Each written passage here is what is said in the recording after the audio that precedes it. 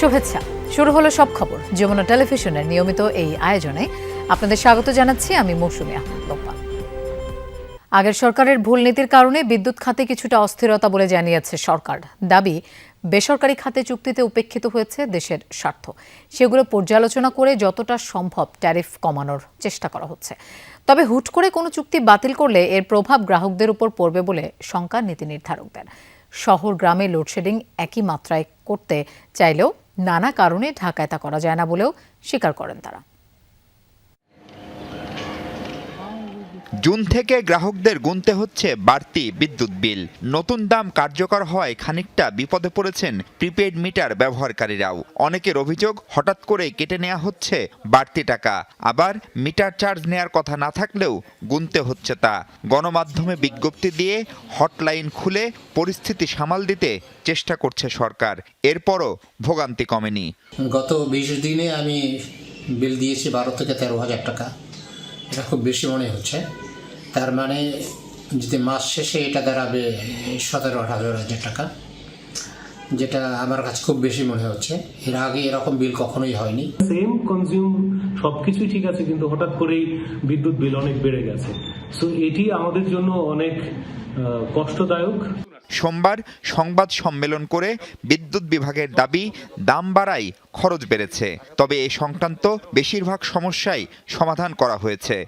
আর দায়িত্বশীলদের কোনো অবহেলা পেলে ব্যবস্থা নেয়ার কথাও বলছে সরকার। বিল বা মূল্য বৃদ্ধির কারণ শুধুমাত্র মিটারের ত্রুটি বা কোনো ভুতুড়ে বিল না, নতুন ট্যারিফ এর জন্য কিছুটা দায়ী বলে আমরা মনে করছি। ব্রিফিংয়ে জানানো হয়, বিদ্যুৎ খাতের চলমান সংকটের জন্য বিগত আওয়ামী লীগ সরকারের ভুল নীতি দায়ী। আজকে বিদ্যুৎ বিভাগ যে সংকটে নিমজ্জিত, এটি হচ্ছে ফ্যাসিস্ট সরকারের সময় ভুল নীতির কারণে। একটা স্পিনিং ক্যাপাসিটি থাকতে পারে 20%, সেখানে আমাদের যদি 29,000 30,000 যদি আপনার জেনারেশন ক্যাপাসিটি থাকে, এই 12,000 অতিরিক্ত মেগাওয়াটকে আপনি ক্যাপাসিটি চার্জ দিচ্ছেন এবং প্রতি বছর আপনাকে যে পরিমাণ ভর্তুকি দিতে হচ্ছে, এই কারণে অর্থনীতির উপর যে চাপ তৈরি হচ্ছে, সেই কারণে আলটিমেটলি সবাই এফেক্ট করছে। আসে বেসরকারি খাতে করা বিভিন্ন চুক্তি পর্যালোচনার বিষয়টি। চাইলেই সেগুলো কেন বাতিল করা যাচ্ছে না তার ব্যাখ্যা দেন প্রতিমন্ত্রী। রাষ্ট্র যখন একটি চুক্তি করে, সভরেন এগ্রিমেন্ট, এখানে আপনার অনেকগুলো সীমাবদ্ধতা আছে। এগুলো বলা যত সহজ, কার্যকর করা ততটা সহজ না। আমরা তাদের সাথে আলোচনা করছি এবং আলোচনায় চুক্তির ত্রুটিগুলো তুলে ধরছি এবং এর মাধ্যমে আমরা কিছু কিছু করে ট্যারিফ রিভাইজ করছি। সম্প্রতি বেশি গরম পড়লে দিনে 3,000 মেগাওয়াটের বেশি লোডশেডিং করতে হচ্ছে পিডিবিকে। তবে ঢাকায় তার প্রভাব নেই বললেই চলে। আমরা ডিসেন্ট্রালাইজ করতে পারিনি, সবকিছু তো ঢাকামুখী। সো ঢাকার বাস্তবতা ভিন্ন। মাহফুজ মিশু, যমুনা নিউজ, ঢাকা। প্রধানমন্ত্রী তারেক রহমানকে সৌদি আরব সফরের আমন্ত্রণ জানিয়েছেন দেশটির যুবরাজ মোহাম্মদ বিন সালমান। অবশ্য কবে নাগাদ প্রধানমন্ত্রী যাবেন তা পরে নির্ধারিত হবে জানিয়েছেন পররাষ্ট্র উপদেষ্টা হুমায়ুন কবির।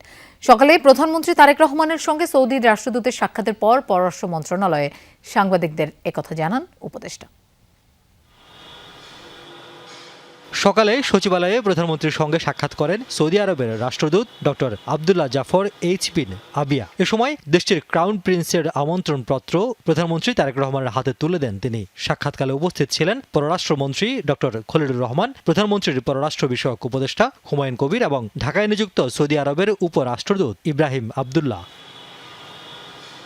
পরে সৌদি রাষ্ট্রদূতের সাক্ষাতের বিষয়বস্তু গণমাধ্যমের সামনে তুলে ধরেন পররাষ্ট্র উপদেষ্টা। বলেন, রিয়াদের সঙ্গে একটি শক্তিশালী বন্ধুত্বপূর্ণ সম্পর্ক রয়েছে ঢাকার। ভবিষ্যতে দুদেশের পারস্পরিক ও অর্থনৈতিক সম্পর্ক আরও উচ্চতায় যাবে এমন আশা প্রকাশ করেন উপদেষ্টা। জানান, সাক্ষাতের সময়ে উঠে এসেছে মধ্যপ্রাচ্য প্রসঙ্গ।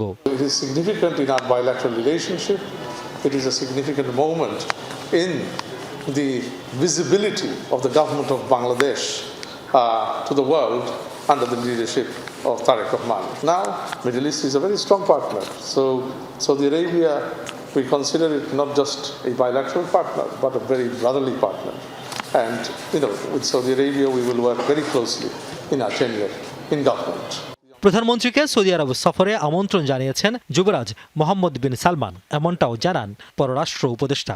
Extended an invitation from His Highness the Crown Prince to our Honorable Prime Minister, Tariq Rahman, to visit the Kingdom of Saudi Arabia. What is significant here is that expressions of interest of both ways. Our Honorable Prime Minister has accepted the invitation from the Kingdom of Saudi Arabia, which His Highness has extended to Crown Prince. Riaz Raihan, Jamuna news, Dhaka. টানা ও ভারী বর্ষণে কক্সবাজারে হয়েছে ভয়াবহ পাহাড় ধস। Rohingya camp ও শহর মিলিয়ে অন্তত 9 জনের মৃত্যু হয়েছে, আহত হয়েছে বেশ কয়েকজন। প্রশাসন বলছে আগে সতর্ক করা হলেও সরে যায়নি কেউ, এতেই ঘটল প্রাণহানি। কয়েকদিন ধরেই থেমে থেমে বৃষ্টি হচ্ছিল কক্সবাজারে। রোববার থেকে শুরু হয় টানা ও ভারী বৃষ্টিপাত। এতেই মাঝরাত থেকে ভোর 4টা পর্যন্ত ঘটে পাহাড় ধস। ক্যাম্প প্রশাসন জানায়, রাত 3টার দিকে উখিয়ার বালুখালী 11 নম্বর রোহিঙ্গা ক্যাম্পের সি ব্লকে ধসে পড়ে পাহাড়। চাপা পড়েন নারী শিশুসহ 4 জন। ঘটনাস্থলেই হয় তাদের মৃত্যু। এর আগে রাত 1টার দিকে পালংখালী ইউনিয়নের 15 নম্বর জামতুলি ক্যাম্পে হয় পাহাড় ধস। নিচের বসতঘরে থাকা কামাল হুসাইন, তার স্ত্রী হুমায়রা বেগম ও তাদের 4 বছরের ছেলে আনাসের মৃত্যু হয়। তারা নতুন আসছে মানুষ, তো তারা তখন আগে আইলে আগে আর আসি হিসাবে আর তখন তো কি হইব, আর তো স্বর্ণমিকে আছে, তারা এখন স্বর্ণমি বাজল অন্য ভা পার ভাঙিয়ারে পরিবারে 4 জন, 5 জনের মাঝে একজন ইঞ্জুরি হয়ে গিয়ে আড্ডি ভাঙি গিয়ে এখন এমএস হসপিটাল আমার ঢুকে আর 4 জন মরে গিয়ে, মা বাবা 3 জন, বৈনব্য। এদিকে কুতুপালং 7 নম্বর রোহিঙ্গা ক্যাম্পে রাত 2টার দিকে মাটি চাপা পড়ে 7 বছরের শিশু একরামের মৃত্যু হয়। এছাড়া কক্সবাজার শহরের 12 নম্বর ওয়ার্ডের ছাত্তার ঘন এলাকায় পাহাড় ধসে একই পরিবারের 3 জন চাপা পড়েন। স্থানীয়রা তাদের উদ্ধার করে হাসপাতালে নিলে আলী আকবর নামে একজনকে মৃত ঘোষণা করেন চিকিৎসক।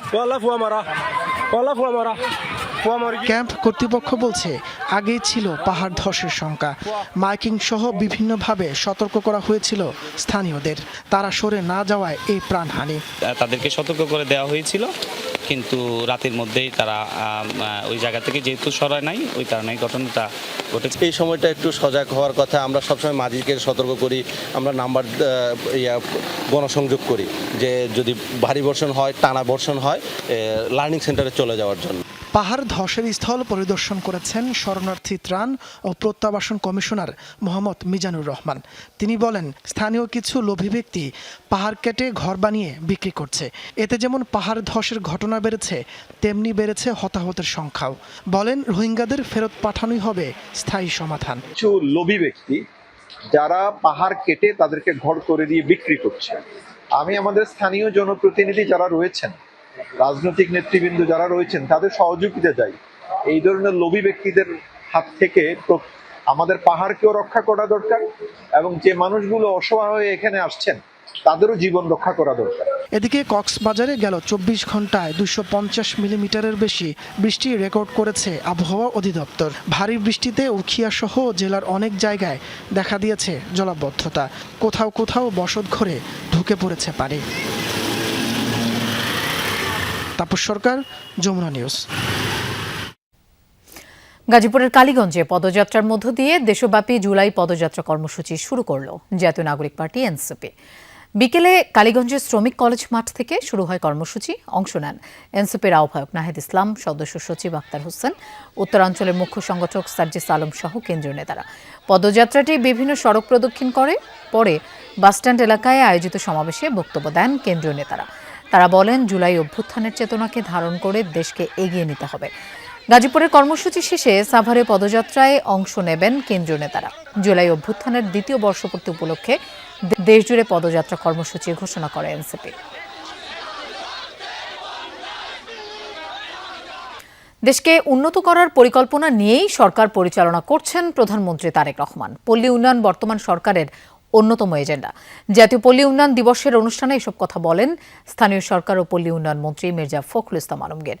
তিনি জানান, বিগত ফ্যাসিস্ট সরকার উন্নয়নের নামে অর্ধেক কাজ করেছে আর বাকিটা নিজেদের পকেটে পড়েছে। দুর্নীতিকে না বলার আহ্বানও জানান মির্জা ফখরুল। বর্ণাঢ্য এই শোভাযাত্রা দেশের ইতিহাসে প্রথমবারের মতো আয়োজিত জাতীয় পল্লী উন্নয়ন দিবস ঘিরে। রাজধানীর ওসমানী স্মৃতি মিলনায়তন প্রাঙ্গণে শোভাযাত্রা শেষে বিভিন্ন সমবায় প্রতিষ্ঠানের স্টল ঘুরে দেখেন স্থানীয় সরকার ও পল্লী উন্নয়ন মন্ত্রী। পরে মিলনায়তনে অনুষ্ঠিত আলোচনায় বাংলাদেশ রুরাল ডেভেলপমেন্ট বোর্ড বিআরডিবির বিভিন্ন সেবাগ্রহীতারা তুলে ধরেন নিজেদের দাবি আর মতামত। সমবায় হিসাবে সরকার কোনো ভর্তুকি সুবিধা পায় না, তাই এই সমবায়ের প্রতি মানুষের আগ্রহ আগের মতো নেই। আমার সমিতির অনেক সদস্য চলে গিয়েছে। আমি শুধু নিজের ভাগ্যের পরিবর্তন করিনি স্যার, বরং আমার এলাকার আরো 1000-এরও অধিক নারীর কর্মসংস্থানের সুযোগ তৈরি করতে পেরেছি। বিগত সরকারের বিরুদ্ধে দুর্নীতির অভিযোগ তুলে স্থানীয় সরকার ও পল্লী উন্নয়ন মন্ত্রী বলেন, গ্রামকে নিজের পায়ে দাঁড়াতে হবে।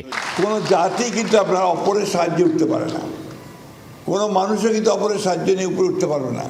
তার নিজের দুই পায়ে তাকে দাঁড়াতে হবে এবং তার গ্রামকে তাকে নিজেকেই সুন্দর করে গড়ে তুলতে হবে, তাই না? কেউ এসে আমাদের কিছু করে দিয়ে যাবে না, না যাবে পার্শ্ববর্তী দেশ অথবা আপনার দূরের দেশ অথবা আপনার সেই মার্কিন মুল্লুক থেকে কেউ এসে আমাকে সুন্দর করে দিয়ে যাবে না, তাই না? আমাকে আমার নিজের কাজ নিজেকে করতে হবে। বাংলাদেশে সমবায় ব্যর্থ হয়েছে বলেও আক্ষেপ প্রকাশ করেন পল্লী উন্নয়ন মন্ত্রী। সমবায় আন্দোলন ব্যর্থ হয়ে গেছে আমাদের এখানে, ব্যর্থই বাংলাদেশে। অথচ পাশের দেশ আমাদের ইন্ডিয়া, সেখানে আমূল একটা আপনার প্রতিষ্ঠান, ভীষণ সাকসেস। বিআরডিবির সমবায় অনেকটা পেছনে পড়ে গেছে, এটাকে সামনে নিয়ে আসার জন্য আমরা কাজ করি। আপনাদের আলাদাভাবে লোক খুঁজবার দরকার নেই, লোক সরকারই আপনাদেরকে তৈরি করে দিচ্ছে। ফ্যামিলি কার্ড, কৃষক কার্ডের মাধ্যমে গ্রামীণ অর্থনীতিকে চাঙ্গা করবার যে কর্মসূচি বর্তমান সরকারের, এই কর্মসূচিগুলোতে আপনাদেরকে আগের মতো আবার ফিরে যেতে হবে। এর আগে সকালে আন্তর্জাতিক পল্লী উন্নয়ন দিবস ও সিডাপের 47তম প্রতিষ্ঠাবার্ষিকী উপলক্ষে আয়োজিত অনুষ্ঠানে যোগ দেন মির্জা ফখরুল ইসলাম আলমগীর। জানান, গ্রামীণ জনপদের উন্নয়নে বর্তমান সরকার বদ্ধপরিকর। The government of Bangladesh has taken series of programs which will benefit rural people as a whole. Saifuddin Robin, Jamuna news, Dhaka. মুখে তো হাসি ফুটবেই, কারণ এটা পুষ্টি আটার সুস্বাদু রুটি, তাই এর সাথে যাই খাবেন অসাধারণ টেস্ট পাবেন। রাউন্ড অফ 16-এর ম্যাচে ইতিহাস গড়ল নরওয়ে। হ্যালান্ডের জোড়া গোলে ব্রাজিলকে 2-1 হারিয়ে কোয়ার্টার ফাইনাল নিশ্চিত করেছে নরওয়েজিয়ানরা। ব্রাজিলের হয়ে একমাত্র গোলটি করেন নেইমার। এই হারে টানা 6 বিশ্বকাপে শিরোপা জয়ের স্বপ্ন অধরাই থেকে গেল 5 বারের বিশ্ব চ্যাম্পিয়নদের। আরও একবার নকআউট থেকে বিদায়, শেষ বাঁশি বাজতেই কান্নায় ভেঙে পড়লেন নেইমার। বিশ্বকাপ ট্রফি উঁচিয়ে ধরার স্বপ্নটা অধরাই থেকে গেল সেলেসাওদের হয়ে সর্বোচ্চ গোলদাতার। চোখের জলে কষ্ট লুকানোর চেষ্টা তরুণ অ্যান্ড্রিক থেকে শুরু করে সবার। এক আর্লিং হল্যান্ড কেড়ে নিয়েছেন সেলেসাওদের হেক্সা স্বপ্ন। আরও একবার ইউরোপীয় দলের কাছে হেরে নকআউট থেকে বিদায়। তবে এবারের বিদায়টা একটু বেশি তাড়াতাড়ি হয়ে গেল 5 বারের বিশ্ব চ্যাম্পিয়নদের। 1990 বিশ্বকাপের পর এবারই রাউন্ড অফ 16 থেকে বিদায় নিতে হলো ব্রাজিলকে। সেলেসাওদের বিপক্ষে অজেয় থাকার আত্মবিশ্বাস নিয়ে এদিন শুরুতেই গোল নরওয়ের। অবশ্য অফসাইডের বাঁশি হল্যান্ড লুসাদের হতাশ করলেও স্বস্তি দেয় ব্রাজিল শিবিরে। পাল্টা আক্রমণে পেনাল্টি পায় ব্রাজিল, তবে স্পট কিক নষ্ট করে এগিয়ে যাওয়ার সুযোগ নষ্ট করেন ব্রুনো গিমারেজ। বিশ্বকাপে 40 বছরের মধ্যে এই প্রথম পেনাল্টি থেকে গোল আদায়ে ব্যর্থ কোনো ব্রাজিলিয়ান। নিরুত্তাপ প্রথমার্ধ শেষে এন্ড্রিককে মাঠে নামান কোচ কার্লো আনচেলত্তি, আর তাতে গতি আসে আক্রমণ ভাগে। পেয়ে যান ম্যাচের সবচেয়ে সহজ সুযোগটি, কিন্তু গোলরক্ষককে একা পেয়েও দলকে লিড এনে দিতে ব্যর্থ এই তরুণ তুর্কি। 67 মিনিটে মাঠে নামেন নেইমার। সেলেসাও তারকা কিছু বুঝে ওঠার আগেই ফোকাস নিজের দিকে কেড়ে নেন আর্লিং হল্যান্ড। 79 মিনিটে হানেন প্রথম আঘাত, দারুণ হেডে পরাস্ত করেন আলিসন বেকারকে। লিড নেয় নরওয়ে। সমতায় ফেরার চেষ্টা দুর্বল করে ব্রাজিলের রক্ষণভাগ। সেই সুযোগে নিজের দ্বিতীয় গোল আদায় করেন হল্যান্ড। অনেকটা জায়গায় দাঁড়িয়ে আয়েশি ভঙ্গিতে নেওয়া শটে বিদায় ঘণ্টা বাজান সেলেসাওদের। তবে ইনজুরি সময়ে ক্যাসিমিরোর এনে দেয়া পেনাল্টি শটে পরাজয়ের ব্যবধান কমান নেইমার। ট্রফি জয়ের হেক্সা পূরণ না হলেও টানা 6 বিশ্বকাপ থেকে খালি হাতে বিদায়ের হেক্সা পূরণ করল ব্রাজিল। বনের বাঘে নয়, শেষ পর্যন্ত মনের বাঘেই খেলো ব্রাজিলকে। যে জুজু এবং যে আতঙ্ক ছিল ইউরোপিয়ান দলগুলোর বিপক্ষে জিততে না পারা, বিশেষ করে বিশ্বকাপের নকআউটে, সেটি আরো একবার সত্য প্রমাণ হলো এবং সেই জুজুই পেয়ে বসলো ব্রাজিলকে। নরওয়ের কাছে তারা হেরে আরো একবার বিশ্বকাপের নকআউট পর্ব থেকেই বিদায় নিতে হলো সেলেসাওদের। মুজরামিন তারেক, যমুনা স্পোর্টস, যুক্তরাষ্ট্র। যে মেটলাইফ স্টেডিয়ামে ক্যারিয়ারের শুরু, সেখানেই শেষ।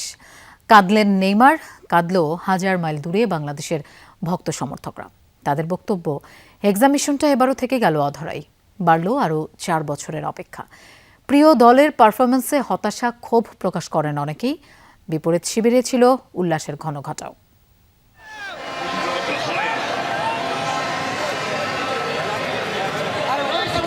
বিদায়।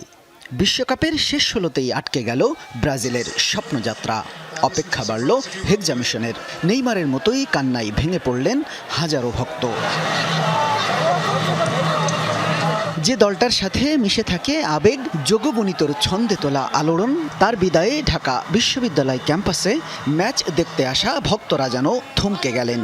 রাতের অন্ধকার চিরে ভোরের আলোটাও তখন বড্ড ফ্যাকাশে। প্রথম থেকে অ্যাটাকিং খেলা উচিত ছিল, আমাদের খুব দ্রুতগতিতে খেলা হয়েছে, যার কারণে আমরা অনেকটা পিছিয়ে পড়েছি। জিতলো ব্রাজিল, হারলো ব্রাজিল, কোনো সমস্যা নাই। একবার হারছি, পরের বার জিতবো, শেষ, সমস্যা নেই। আমরা তো খেলে হেরেছি, অসহায়ভাবে আত্মসমর্পণ করি না। আমরা লাস্ট মিনিট পর্যন্ত আমাদের শতভাগ দেওয়ার ট্রাই করছে। ব্রাজিল নরওয়ে খেলা দেখতে ঢাকা বিশ্ববিদ্যালয়ের টিএসসি ও মহসিন হল ব্রাজিলের জাতীয় দলের হলুদ আর নীল জার্সিতে এক টুকরো ব্রাজিলে রূপ নেয়। তবে প্রিয় দলের পরাজয়ে কান্নায় ভেঙে পড়েন খেলা দেখতে আসা অনেক সমর্থক। এই কান্না ভেজা চোখ আর শুকায়নি ম্যাচ শেষেও। খেলাটা এত কষ্ট নয়, এত কথাটা হইলো সবচেয়ে বড় কষ্ট। নেক্সট এদেরকে এই শিক্ষা আমাদের মতন পাবে। খারাপ লাগতেছে হারাতে, ছোট থেকে ওয়েটই করতেছি। তবে ব্রাজিল বিরোধী সমর্থকরা প্রত্যেকটা গোল হওয়ার সাথে সাথে উচ্ছ্বাসে ফেটে পড়েন। বিশ্বকাপে নেইমার নরওয়ের কাছে হেরে গিয়ে হয়ে গেল সে চুরমার। অনেক চিল, আমরা এখন অনেক আনন্দ আছি এই খেলা থেকে। আমরা সেমিফাইনালে যাবো, এদেরকে আর ফাইনালে যাবো, এটার একটা অন্যরকম আনন্দ হয়তো, কিন্তু আমরা তাদের মিস করব। ব্রাজিল সমর্থকদের এই কান্না হয়তো সময়ের ব্যবধানে ফিকে হবে। তবে হেক্সা জয়ের আক্ষেপটা দীর্ঘায়িত হলো আরও 4 বছরের জন্য। শামীম রেজা, যমুনা নিউজ, ঢাকা। 16 বছর আগে যে মেটলাইফ স্টেডিয়ামে বিজয় উল্লাস দিয়ে শুরু হয়েছিল এক অধ্যায়, সেই মাঠেই ঝরল ব্রাজিলিয়ান তারকার অশ্রু। যে পেনাল্টি শটে নেইমারের স্বপ্নযাত্রার শুরু, আজ আরেক গোল দিয়ে শেষ হলো ব্রাজিলের হলুদ জার্সির সোনালী অধ্যায়। নরওয়ের কাছে হৃদয় বিদারক হারের পর আন্তর্জাতিক ফুটবলকে বিদায় জানালেন নেইমার জুনিয়র। মেটলাইফ স্টেডিয়ামের সেই সবুজ গালিচায় 2010 সালে মাত্র 18 বছরের প্রতিভাবান এক কিশোরের অভিষেক। সেই ম্যাচে এসেছিল ব্রাজিলের জার্সিতে প্রথম গোল। ঠিক 16 বছর পর সেই একই মাঠে চেনা বৃত্তে দাঁড়িয়ে বাজল বিদায়ের ঘণ্টা। বিশ্বকাপের মঞ্চে অশ্রুসিক্ত চোখে বিষাদ মাখা এক গল্প লিখে ব্রাজিলের জার্সিতে নিজের ইতি টানলেন নেইমার জুনিয়র। রাউন্ড অফ 16-এ নরওয়ের কাছে 2-1 গোলের হৃদয় বিদারক হারে থমকে গেল সেলেসাওদের বিশ্বকাপ যাত্রা। আর সেই সাথে শেষ হলো একটি সোনালী অধ্যায়ের। ম্যাচের শেষ মুহূর্তে যোগ করা সময়ে পেনাল্টি থেকে গোল করে ব্যবধান কমিয়েছিলেন নেইমার, কিন্তু তা হয়ে থাকলো শুধুই স্মৃতি। রেফারির শেষ বাঁশি বাজার সাথে সাথেই কান্নায় ভেঙে পড়েন এই ব্রাজিলিয়ান তারকা। ব্রাজিলের গ্লোভো টিভিকে দেয়া এক সাক্ষাৎকারে নেইমার বলেন, বিশ্বকাপ জয়ের স্বপ্নের ইতি ঘটেছে। এখানেই আমার শুরু হয়েছিল আর এখানেই শেষ। 2011 সালে সান্তোসের হয়ে আলো ছড়ানোর পর থেকেই তিনি ছিলেন হেক্সা মিশনের পথে ব্রাজিলের প্রাণভোমরা। 2016 সালের রিও অলিম্পিকে ব্রাজিলের জার্সিতে করেছিলেন স্বর্ণজয়। নিজ দেশের হয়ে নেইমারের আন্তর্জাতিক ট্রফি বলতে রয়েছে কেবলই 2013 সালের ফিফা কনফেডারেশনস কাপ। 130 ম্যাচে 80 গোল, 59 অ্যাসিস্ট। ব্রাজিলের জার্সিতে সর্বোচ্চ গোলদাতা হিসেবেই লিখেছেন নিজের নাম। ব্রাজিলিয়ান সাম্বার সেই চিরচেনা ছন্দ, আর প্রতিপক্ষের ডিফেন্ডারদের নাচিয়ে ড্রিবলিং করার স্টাইলই যেন তার জন্য কাল হয়ে দাঁড়িয়েছিল। বারবার ফাউলের শিকার হয়ে দিনের পর দিন তিনি ছিলেন মাঠের বাইরে। ইনজুরির কালো ছায়া তাকে ছিটকে দিয়েছিল মাঠ থেকেই। চারটি বিশ্বকাপে ট্রফি জয়ের স্বপ্নভঙ্গ, কোপা আমেরিকার অপূর্ণতা আর ক্যারিয়ার জুড়ে ইনজুরির নির্মম পরিহাস, সব মিলিয়ে নেইমার যেন ব্রাজিলের এক ট্র্যাজিক হিরো। তবে মাঠের সবুজ গালিচায় প্রতিপক্ষের ডিফেন্ডারদের বোকা বানিয়ে তার দৃষ্টিনন্দন ড্রিবলিং, ছন্দময় খেলা নিশ্চয়ই হৃদয়ে গেঁথে থাকবে ফুটবল প্রেমীদের। হাসান আল মারুফ, যমুনা স্পোর্টস।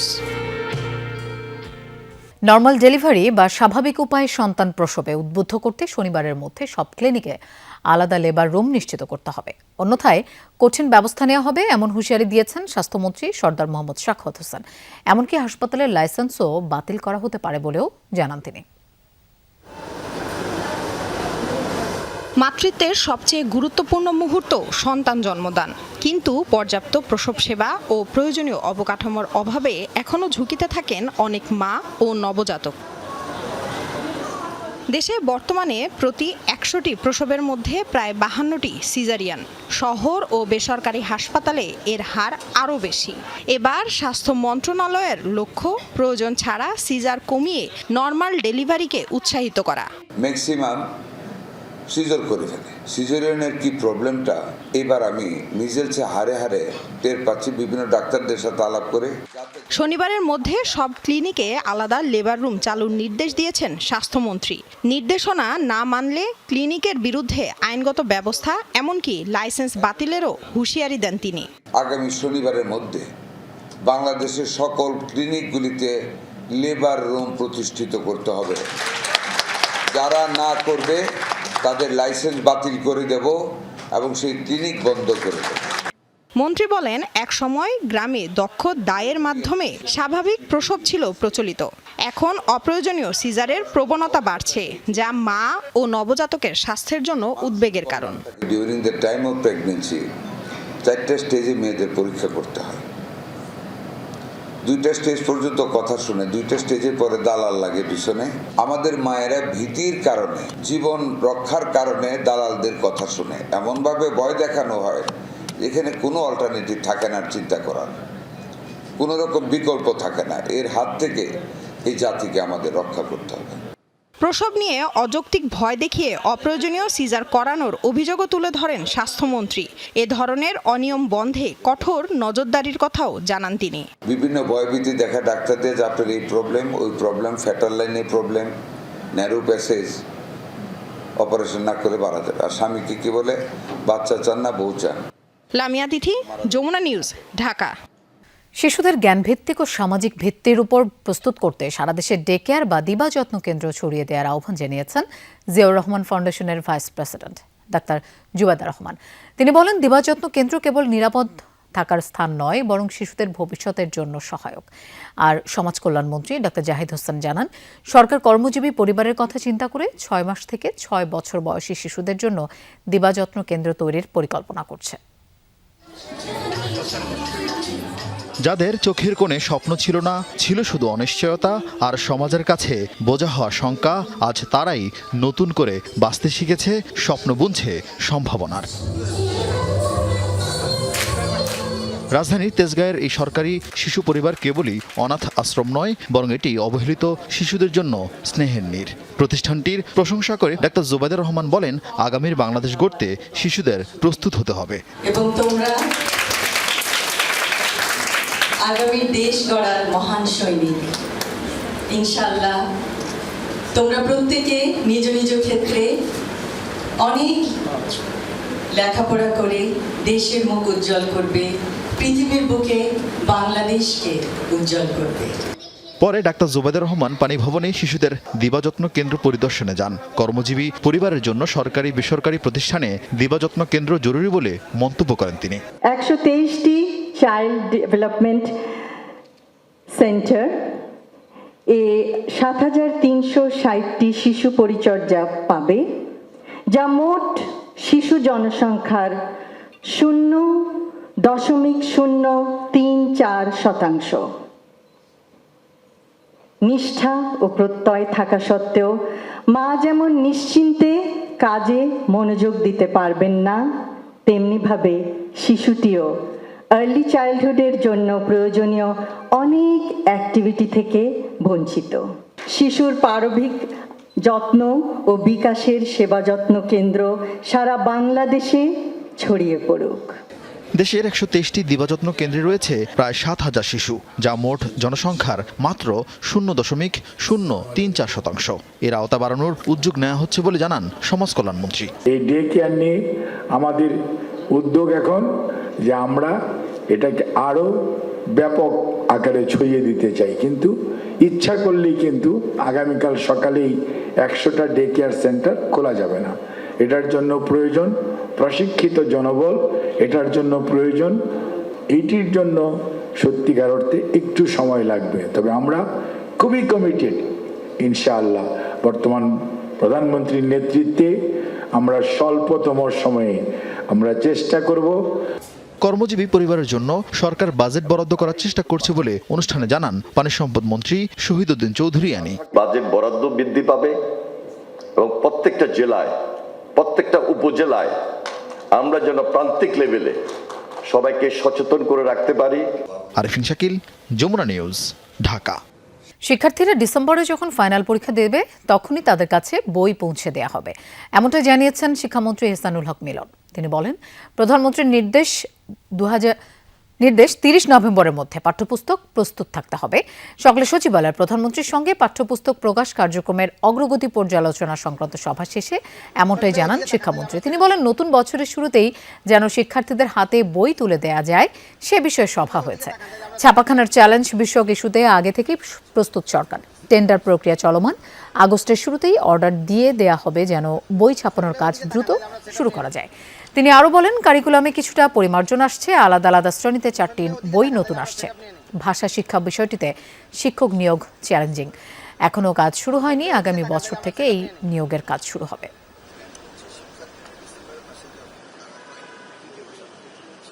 আমরা আশা করছি যে ডিসেম্বরের যে ফাইনাল এক্সাম হবে তখনই তাদের হাতে আমরা বইগুলি পৌঁছে দেব। মাননীয় প্রধানমন্ত্রীর নির্দেশ 30 নভেম্বরের মধ্যেই আমাদেরকে রেডি থাকতে হবে নতুন পাঠ্যপুস্তক নিয়ে। সাবেক প্রধানমন্ত্রী শেখ হাসিনার দেশে ফিরতে কোনো আইনগত বাধা নেই। দেশে ফিরে তিনি আদালতে আত্মসমর্পণ করবেন, জামিন চাইবেন এবং প্রচলিত আইন অনুযায়ী পরবর্তী কার্যক্রম চলবে। এই মন্তব্য করেছেন ব্রাহ্মণবাড়িয়া 2 আসনের সংসদ সদস্য ব্যারিস্টার রুমিন ফারহানা। দুপুরে সরাইলে জাতীয় পল্লী উন্নয়ন দিবস উপলক্ষে আয়োজিত অনুষ্ঠানে সাংবাদিকদের প্রশ্নের জবাবে এই কথা বলেন তিনি। বলেন, শেখ হাসিনার দেশে ফেরা দেশের স্বাভাবিক ফৌজদারি কার্যবিধি সিআরপিসি প্রক্রিয়া, আইন অনুযায়ী পরবর্তী কার্যক্রম চলবে। বিরোধী দলের ঘোষিত ছায়া মন্ত্রিসভা প্রসঙ্গে রুমিন ফারহানা বলেন, বিশ্বের বিভিন্ন দেশে এ ধরনের ব্যবস্থা রয়েছে। তারা যদি সরকারের বিভিন্ন মন্ত্রণালয়ের কার্যক্রম পর্যবেক্ষণ করে গঠনমূলক সমালোচনা ও ইতিবাচক মতামত দেয় তাহলে সেটি অবশ্যই স্বাগতযোগ্য। অনুষ্ঠান শেষে তিনি বিভিন্ন অংশীজনের মধ্যে গাছের চারা ও সনদপত্র বিতরণ করেন।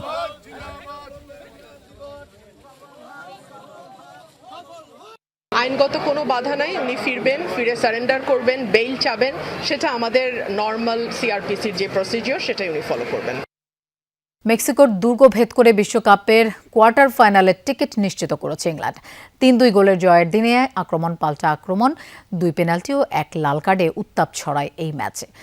একটা সময়ে 10 জনের দলে পরিণত হলেও দারুণভাবে লড়াই চালিয়ে যায় ইংল্যান্ড। শিশুদের বীরত্বের এই জয়কে প্রশংসায় ভাসিয়েছেন কোচ থমাস টুখেল। 87,000-এর বেশি দর্শকের ঠাসা গ্যালারি যেন পরিণত হয়েছিল মেক্সিকোর দুর্গ।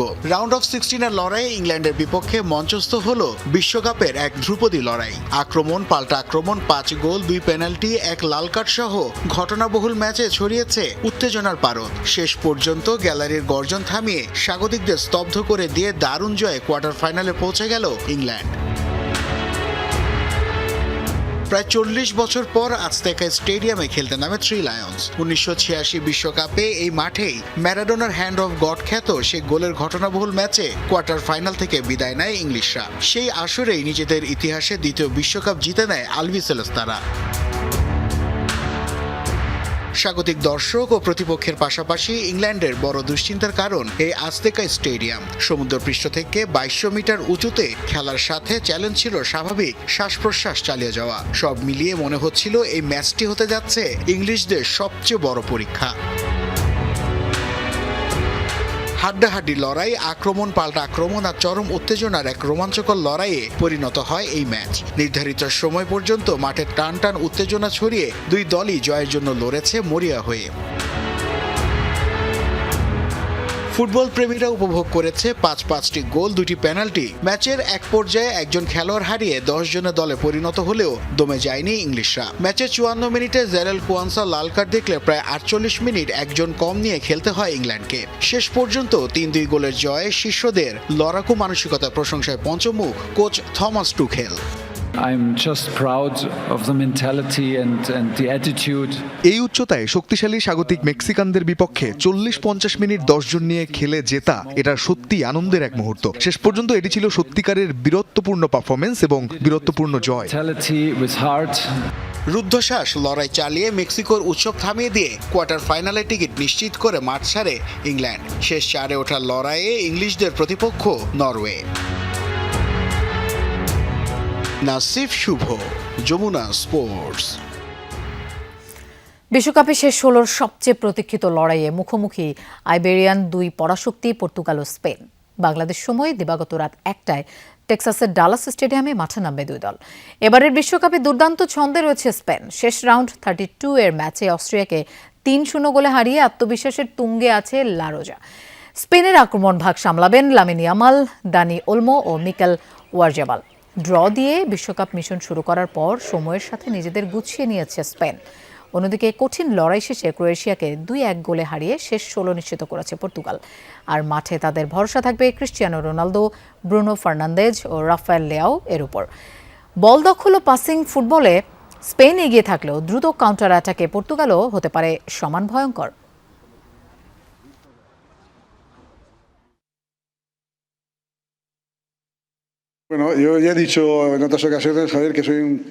ওদের কৌশল ও শক্তি দুর্বলতা ভালোভাবে বোঝার জন্য গত ম্যাচটি বারবার বিশ্লেষণ করেছি। সমমানের দুটি দলের এই নকআউট লড়াইয়ে যে কোনো ছোট ভুল বা ছোট সুযোগই ম্যাচের ভাগ্য গড়ে দিতে পারে। তাই নিজেদের স্বাভাবিক সুন্দর ফুটবল খেলার পাশাপাশি পর্তুগালকে কোনো ধরনের সুযোগ না দিয়ে যে কোনো মূল্যে জয় নিশ্চিত করাই আমাদের মূল লক্ষ্য। স্পেন আমার মাতৃভূমি হলেও সেখানে আমি কখনো কাজ করিনি। এটা হয়তো অবিশ্বাস্য শোনাতে পারে, আমার আসল বাড়ি সেখানেই যেখানে আমার পরিবার থাকে এবং যেখানে আমার দায়িত্ব বা মিশন রয়েছে। টুর্নামেন্টের এই পর্যায়ে আমাদের একে অপরের মুখোমুখি হতে হচ্ছে, এটি সত্যিই দুঃখজনক। আমার মনে হয় এটি একটি দুর্দান্ত ফাইনাল ম্যাচ হতে পারত।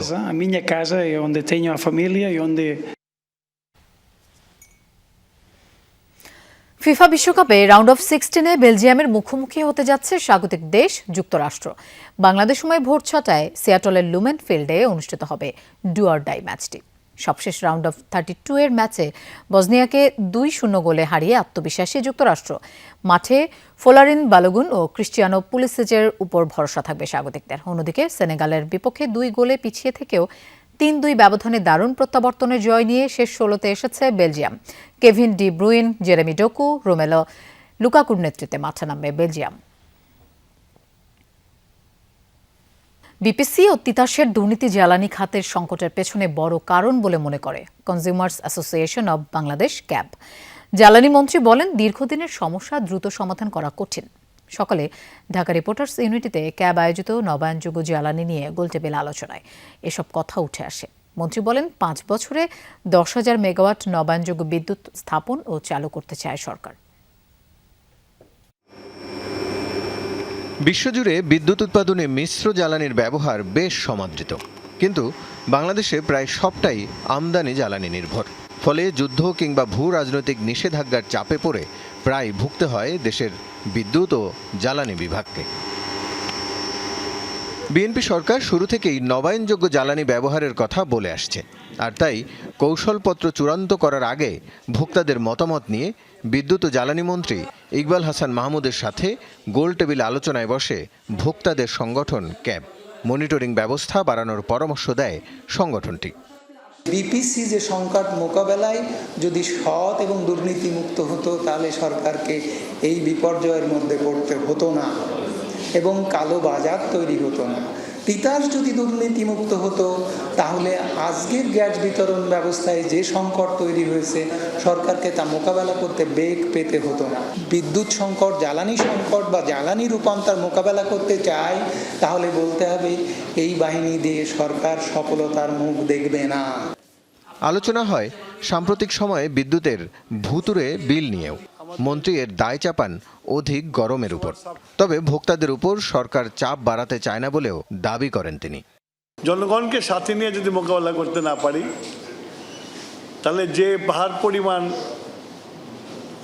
ঋণের বোঝা আমাদের ঘাড়ে রেখে গেছে সেটা থেকে উত্তরণ করে খুব ডিফিকাল্ট হবে। মাটির নিচে যে তারগুলো নিয়েছে, সাধারণত মাটির নিচে তারগুলো নিয়ে ডাক্টিং করে নিতে হয়। এটা জাস্ট মাটির দিয়ে ফেলে দিয়ে, গর্ত করে মাটির ভিতরে ফেলে দিয়ে মাটি ভরে রাখছে। আমদানি নির্ভরতা কমাতে সৌর বিদ্যুতে জোর দিতে চায় সরকার। এজন্য কৌশলপত্রের খসড়া করা হয়েছে। রিনিউয়েবল এনার্জিতে গেলে আমার যে জ্বালানিতে ইম্পোর্ট করতে হয় সেই জ্বালানি ইম্পোর্টটা অনেক কমে যাবে। রুফটপ সোলার পলিসির মধ্যে বলা আছে আমরা পুরো প্রাইভেট করে দেব। সোলারের যে 10,000 মেগাওয়াটের কথা আমরা বলেছি আমার মনে হয় পসিবল। ভোক্তা অধিকার রক্ষায় আইনি সুরক্ষার বিধান চায় ক্যাব। মন্ত্রী জানান ক্যাবের পরামর্শ আমলে নেয়ার চেষ্টা করবে সরকার। রাসেল আহমেদ, যমুনা নিউজ, ঢাকা। দেশের 5 জেলায় সড়ক দুর্ঘটনায় নিহত হয়েছে 6 জন, আহত হয় 2 জন। বিকেলে কিশোরগঞ্জের পাকুন্দিয়া উপজেলায় সুখিয়া বাজার এলাকায় কিশোরগঞ্জ ঢাকা আঞ্চলিক মহাসড়কে দুর্ঘটনাটি ঘটে। স্থানীয়রা জানায় ঢাকা থেকে কিশোরগঞ্জগামী একটি যাত্রীবাহী বাস সুখিয়া বাজার এলাকা অতিক্রম করার সময় অপর দিক থেকে গরু বোঝাই পিকআপ ভ্যানের সাথে মুখোমুখি সংঘর্ষ হয়। এতে পিকআপ চালক সহ ঘটনাস্থলে 3 জন প্রাণ হারান। আহত হয় 2 গরু ব্যাপারী। পুলিশ জানায় খবর পেয়ে ঘটনাস্থল থেকে মরদেহ উদ্ধার করে হাসপাতালে মর্গে পাঠায়। এ বিষয়ে আইনি ব্যবস্থা নেওয়া হবে বলে জানিয়েছেন পুলিশ। এছাড়া নোয়াখালী জেলায় সড়ক দুর্ঘটনায় মৃত্যু হয়েছে 1 জনের। ভোলা ও রাঙ্গামাটিতে সড়ক দুর্ঘটনায় প্রাণ হারায় আরও 2 জন। চিত্রনায়ক সালমান শাহর দেহাবশেষ কবর থেকে তুলতে সিলেট জেলা প্রশাসকের কার্যালয়ের সহকারী কমিশনার ও এক্সিকিউটিভ ম্যাজিস্ট্রেট পারভেজকে দায়িত্ব দেওয়া হয়েছে। তাকে দায়িত্ব দেওয়ার অফিস আদেশের একটি অনুলিপি ঢাকার মেট্রোপলিটন ম্যাজিস্ট্রেট আদালতে পাঠানো হয়েছে। এর আগে গেল 20 মে মামলার তদন্ত কর্মকর্তা সিআইডি পুলিশের পরিদর্শক জিয়াউল মোর্শেদ দেহাবশেষ উত্তোলনের অনুমতি চেয়ে আবেদন করেন। গত 24 মে আদালত আবেদন মঞ্জুর করে। একই সঙ্গে নির্বাহী ম্যাজিস্ট্রেটের উপস্থিতিতে লাশ তোলা, সুরতহাল প্রতিবেদন তৈরি এবং ময়না তদন্ত সম্পন্ন করার নির্দেশ দেয়। এর 1 মাস পর গত 23 জুন দেহাবশেষ তোলার অনুমতি বাতিল চেয়ে আবেদন করেন মামলার বাদী মোহাম্মদ আলমগীর কুমকুম। আদালতের নির্দেশে সালমান শাহের সাবেক স্ত্রী সামিরা হক সহ 11 জনের বিরুদ্ধে গত বছরের 20 অক্টোবর মামলাটি হয়। সালমান শাহর মা নীলা চৌধুরীর পক্ষে তার ভাই মোহাম্মদ আলমগীর কুমকুম মামলাটি করেন। 1996 সালের 6 সেপ্টেম্বর ঢাকার স্কাটনের ফ্ল্যাট থেকে সালমান শাহর মরদেহ উদ্ধার করা হয়। শোক ছাপিয়ে তীব্র হয়ে উঠেছে প্রতিশোধের অঙ্গীকার। ইমাম খামেনি হত্যার বদলা নিতে প্রতিজ্ঞাবদ্ধ শোকার্ত ইরানিরা। বিক্ষোভ সমাবেশ থেকে তেহরানের গ্র্যান্ড মোসাল্লায় পোড়ানো হয়েছে যুক্তরাষ্ট্র ও ব্রিটেনের পতাকা। ট্রাম্পকে অভিশাপ ও হত্যার হুঙ্কারে লেখা হয়েছে কবিতা। গ্র্যান্ড মোসাল্লার বিশাল দেয়াল ছেয়ে গেছে ইমাম খামেনিকে হারানোর শোকবার্তা এবং ট্রাম্প বিরোধী স্লোগানে।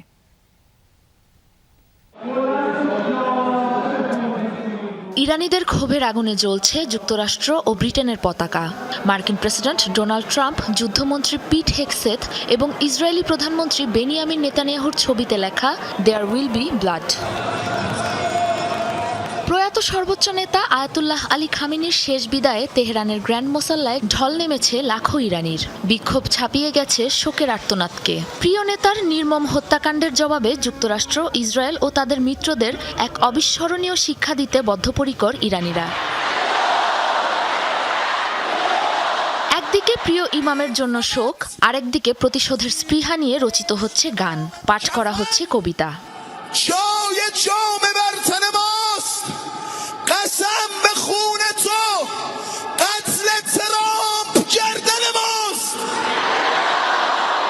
গ্র্যান্ড মোসাল্লার বিশাল দেয়াল ছেয়ে গেছে শোকবার্তায়। অশ্রুসিক্ত চোখে খামেনিকে বিদায় জানাতে দেয়াল জুড়ে লেখা হচ্ছে আবেগঘন বার্তা।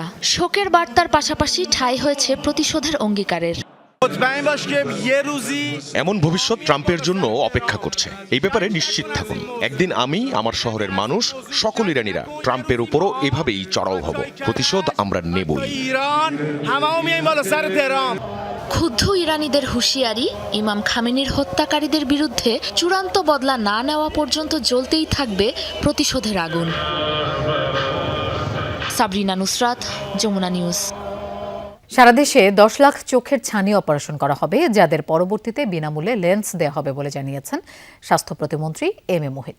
সচিবালয়ে প্রধানমন্ত্রী তারেক রহমানের সাথে আন্তর্জাতিক চক্ষু সেবা প্ল্যাটফর্ম IAPB এর প্রধান নির্বাহী কর্মকর্তা পিটার হালান্ডের সাথে সৌজন্য সাক্ষাৎ শেষে তিনি এমনটা জানান। বলেন, স্কুল শিক্ষার্থীরা, বিশেষ করে গ্রামীণ এলাকায় শিশুরা চোখের জটিলতায় পিছিয়ে পড়ে। এ ব্যাপারে সরকারের নেওয়া পদক্ষেপে IAPB এর সহযোগিতা চাওয়া হয়েছে। বৈঠকে দেশের চক্ষু সেবার উন্নয়ন ও আগামী নভেম্বরে অনুষ্ঠিতব্য গ্লোবাল সামিট নিয়েও আলোচনা হয়। বৈঠক শেষে জানানো হয়, আগামী নভেম্বরে অনুষ্ঠিতব্য এই গ্লোবাল সামিটে বাংলাদেশ কোহোস্ট বা সহ আয়োজক হিসেবে অংশ নেবে, যেখানে উপস্থিত থাকবেন প্রধানমন্ত্রী। সার্কের সংকট কেবল রাজনৈতিক নয়, প্রাতিষ্ঠানিকও, এমন মন্তব্য করেছেন পররাষ্ট্র প্রতিমন্ত্রী শামা ওবায়েদ। তিনি বলেন, এই সংস্থাটি বাংলাদেশের ভবিষ্যৎ অগ্রযাত্রার গুরুত্বপূর্ণ মাধ্যম হয়ে উঠতে পারে। এক সেমিনারে পররাষ্ট্র প্রতিমন্ত্রী বলেন, সার্ককে আবারও কার্যকর ও বাস্তবসম্মত একটি আঞ্চলিক সংস্থায় পরিণত করতে কাজ করবে বাংলাদেশ। দক্ষিণ এশিয়ার ভূ রাজনীতি ও সদস্য দেশগুলোর মধ্যে আস্থা ফেরানো নিয়ে সেমিনার। আয়োজক institute of international and strategic studies বিস। আয়োজনে মূল প্রবন্ধ পড়েন দিল্লিতে বাংলাদেশের সাবেক হাই কমিশনার তারেক এ করিম। সে সময় প্রেজেন্টেশনে দক্ষিণ এশিয়ার মানচিত্র নিয়ে আপত্তি করেন ভারতীয় এক কূটনীতিক। জবাবে এটা কেবল উপস্থাপনার জন্য বলেও জানান প্রবন্ধকার। The map of India depicted here is incorrect. This map is for representational purposes. It does not project actual boundaries. অনুষ্ঠানে প্রধান অতিথি পররাষ্ট্র প্রতিমন্ত্রী বলেন, সার্কের পুনরুজ্জীবনে দরকার রাজনৈতিক সদিচ্ছা, পাশাপাশি প্রাতিষ্ঠানিক সংস্কার ও সক্ষমতা বাড়ানোর কথাও বলেন তিনি। SARC's challenges are not only political, they are also institutional. সার্কের সংকট কেবল রাজনৈতিক নয়, এটি প্রাতিষ্ঠানিকও। সংস্থাটির বাস্তবায়ন সক্ষমতা আরও শক্তিশালী করা, আর্থিক ভিত্তি সুদৃঢ় করা, বিশেষায়িত কাঠামোগুলোকে আরও কার্যকর করা এবং সিদ্ধান্ত বাস্তবায়নে জবাবদিহিমূলক অনুসরণ সংস্কৃতি গড়ে তোলা জরুরি। সার্কের মাধ্যমে আমাদের একটি নতুন, টেকসই ও স্থিতিশীল রাজনৈতিক সংলাপের পরিবেশ গড়ে তুলতে হবে। আমাদের লক্ষ্য হওয়া উচিত যেন দ্বিপাক্ষীয় উত্তেজনা আঞ্চলিক সহযোগিতার প্রতিটি ক্ষেত্রকে অচল করে না দেয়। Without trust, connectivity becomes difficult. বলেন, নতুন সরকার দায়িত্ব নেওয়ার পর সার্কের সব সদস্য রাষ্ট্রের সাথে আলাদাভাবে যোগাযোগ করছে ঢাকা। এটিকে কার্যকর করতে সবাই ইতিবাচক বলে দাবি তার। In the coming months, subject to consultation with SARC member states, আগামী মাসগুলোতে সার্কভুক্ত দেশগুলোর সাথে পরামর্শক্রমে ধাপে ধাপে কিছু উদ্যোগ গ্রহণ করছি। এছাড়া সর্বোচ্চ রাজনৈতিক পর্যায়ে আরও বিস্তৃত কূটনৈতিক যোগাযোগের বিষয়টিও আমরা বিবেচনা করতে পারি। শামা ওবায়েদ বলেন, সার্ক ও বিমস্টেক দুটির সাথেই থাকবে Bangladesh. A confident Bangladesh can support both SARC and BIMSTEC. Lamia Tithi, Jamuna news, Dhaka. North south ইউনিভার্সিটির সোশ্যাল সার্ভিসেস ক্লাবের উদ্যোগে 4 দিনব্যাপী ব্লাড ডোনেশন ড্রাইভ 2026 অনুষ্ঠিত হয়েছে। মানব সেবা ও সামাজিক দায়বদ্ধতার অংশ হিসেবে আয়োজিত এই ক্যাম্পেইনে শিক্ষক, শিক্ষার্থী সহ বিশ্ববিদ্যালয় পরিবারের সদস্যরা স্বতঃস্ফূর্তভাবে রক্তদান করেন। মানবিক মূল্যবোধ ও স্বেচ্ছায় রক্তদানের গুরুত্ব তুলে ধরতে নর্থ সাউথ বিশ্ববিদ্যালয়ে সম্পন্ন হল 4 দিনব্যাপী ব্লাড ডোনেশন ড্রাইভ 2026। বিশ্ববিদ্যালয়ের বয়েজ ও গার্লস লাউঞ্জে আয়োজিত এই কর্মসূচিতে শিক্ষার্থী, শিক্ষক ও কর্মকর্তা কর্মচারীদের কাছ থেকে বিপুল পরিমাণ রক্ত সংগ্রহ করা হয়, যা বিভিন্ন হাসপাতালে চিকিৎসাধীন রোগীদের জীবন রক্ষায় ভূমিকা রাখবে। ক্লাবের ফ্যাকাল্টি অ্যাডভাইজার ও প্রেসিডেন্ট জানান, এই আয়োজন শিক্ষার্থীদের সামাজিক দায়িত্ববোধ শেখানোর পাশাপাশি সহমর্মী নাগরিক হিসেবে গড়ে তুলতে অনুপ্রাণিত করবে। মানবতার সেবায় ভবিষ্যতেও এমন জনকল্যাণমূলক উদ্যোগ অব্যাহত রাখার প্রত্যয় ব্যক্ত করেছে সোশ্যাল সার্ভিসেস ক্লাব।